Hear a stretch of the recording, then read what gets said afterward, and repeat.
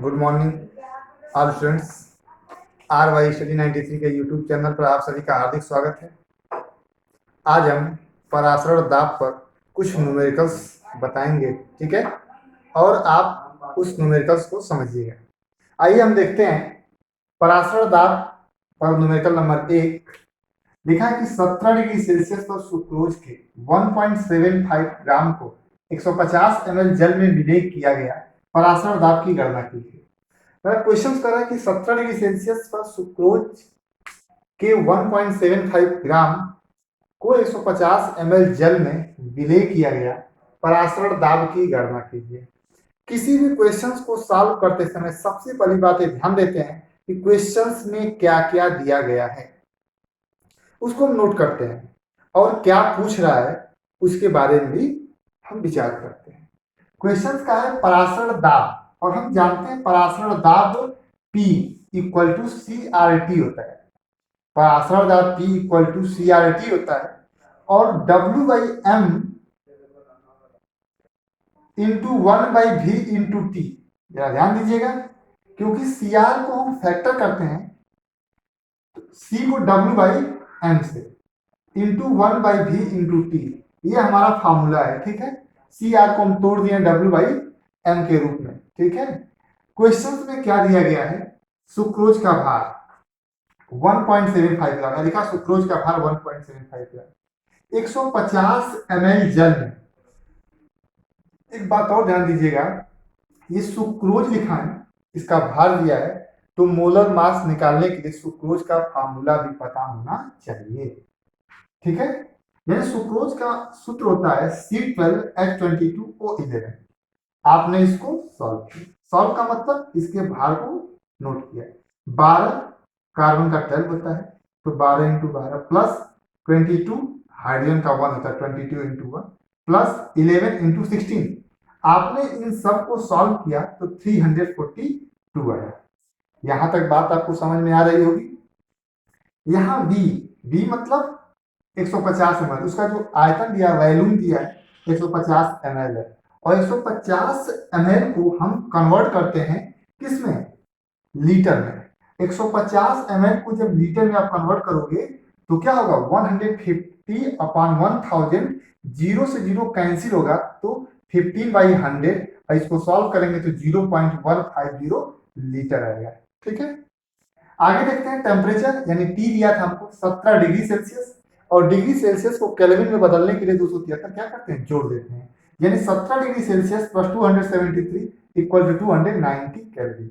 यानी 17 में 273 जब आप ऐड करोगे तो 200 क्या होगा? 90 होगा। यानी 17 प्लस 273 इक्वल टू 290, ये केल्विन में आ गया। आइए फिर हम देखते हैं अब पराशर दाब के फार्मूले कहते हैं कि P इक्वल टू CRT था, W/M into 1/V into T था। तो यहां पर ये सोल्यूशन करते समय ध्यान देंगे 1.75, ये 1.75 सुक्रोज का क्या है? भार है, यानी ये W का मान है। हमने W का मान रख दिया। 0.821 ये किसकी वैल्यू है? R की वैल्यू है। आपने R की वैल्यू रख दिया इंटू 290, यानी ये टेम्परेचर की वैल्यू है। यानी C को आप लिखते हो, देखो आपने ये लिख दिया, C को W/M इंटू 1/V लिखा और R ये छोड़ दिया इंटू T। आपने इसको 1.75 रखा, R की वैल्यू 0.821 रखा, और 219 किसकी वैल्यू है? ये हमारी टेम्परेचर T की वैल्यू है। आपने यहाँ T लिखा था, इसलिए T की वैल्यू 219 रख दिया, अपॉन कर दिया, ठीक। 342 यानी M की वैल्यू 342 है, इंटू V वैल्यूम जो था 0.150 है, इसलिए 0.150 लीजिए। अब इसको जब हमने सॉल्व किया तो 0.81 वायुमंडल आया। ये आपका एक न्यूमेरिकल पराशर दाब के साथ हुआ, ठीक है। जहां तक हमें उम्मीद है कि क्वेश्चन पूर्ण रूप से आपको समझ में आया होगा, ठीक है। इसी प्रकार हम दूसरा क्वेश्चन अब देखते हैं, सेम इसी सूत्र पे एक क्वेश्चन और देखते हैं। उस क्वेश्चन को आप देखिएगा कैसे सॉल्व हो रहा है, क्वेश्चन बदल दिया जाएगा। और ये जो क्वेश्चन अभी हम आपको बताए हैं इस सन 2015 में आया हुआ है बोर्ड के एग्जाम में। देखिए दूसरा क्वेश्चन देख लेते हैं कि 0 डिग्री सेल्सियस 0 डिग्री सेल्सियस ताप पर 0 डिग्री सेल्सियस ताप पर 0.45 ग्राम 0.45 ग्राम सुक्रोज को 250 ml सुक्रोज सुक्रोज को 250 ml जल में घोलकर विलयन बनाया गया है। जल में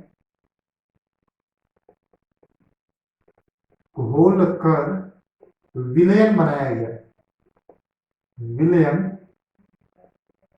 बनाया गया। पराशरण दाब ज्ञात कीजिए। पराशरण दाब ज्ञात कीजिए। ठीक है, इस क्वेश्चंस को सॉल्व करने के लिए भी आपको ये पता होना चाहिए कि आर की वैल्यू क्या है। एक बार क्वेश्चंस में आर की वैल्यू आपको पुटअप किया गया था, पुनः वही क्वेश्चन वही होगा वैल्यू 0.821 0.821। इसके पहले क्वेश्चंस बताया वहां पे बताया 0.0821, यहां भी वही होगा 0.0821। ठीक है, अब इसकी यूनिट क्या होती है, इसकी यूनिट क्या होगी, लीटर वायुमंडल, लीटर वायुमंडल। ठीक है, चलिए ये तो क्वेश्चन था, इस क्वेश्चन को हमने लिखा और अब आप इसको समझिए कैसे सॉल्व करेंगे। सेम क्वेश्चन है पर लिखते हैं क्वेश्चन में गिवन दैट, क्वेश्चन में हमारा क्या क्या दिया हुआ है पहले चेक करते हैं क्वेश्चन में क्या दिया हुआ है। यानी टी की वैल्यू पहले दिया है 0 डिग्री सेल्सियस, और 0 डिग्री सेल्सियस को केल्विन में बदलने के लिए 273 जोड़ देते हैं, यानी 273 केल्विन हो जाएगा। पहले कंडीशन पता चल गई। 0.45 ग्राम सुक्रोज को, यानी सुक्रोज का जो भार है, जो सुक्रोज का भार दिया है, यानी कह सकते हैं कि WB का जो भार दिया है वो दिया है 0.45 ग्राम। ठीक है, इसके बाद एक चीज और जानिए, सुक्रोज का सूत्र भी आपको पता होना चाहिए। सुक्रोज का फार्मूला क्या होता है ये आपको याद करना होगा, क्योंकि सुक्रोज का फार्मूला C6H12O6 होता है, C6H12O6 ये फार्मूला। क्योंकि जब तक सूत्र आपको नहीं पता होगा तब तक आप क्वेश्चन नहीं कर सकते हो, ये पता करना आपको कंपलसरी है। इसी के द्वारा हम ये पता करेंगे कि इसका जो अणुभार क्या होगा, क्योंकि कार्बन 6 है और एक कार्बन का परमाणु भार 12 होता है। ठीक, आप इसको निकालते हैं हम लोग 6 गुणे 12 प्लस 12 इंटू 1 प्लस 6 इंटू एक ऑक्सीजन, ऑक्सीजन कितना होता है 8 होता है, परमाणु भार इसका 16 होता है। अब इसको सॉल्व जब करेंगे आप लोग तो 12 6 72 प्लस 12 प्लस 6 या 36, 6 कम 6 और 3 और 96। इस सब को ऐड किया जाए तो ऐड करने पे इसकी जो वैल्यू आएगी वो कितनी आएगी 180।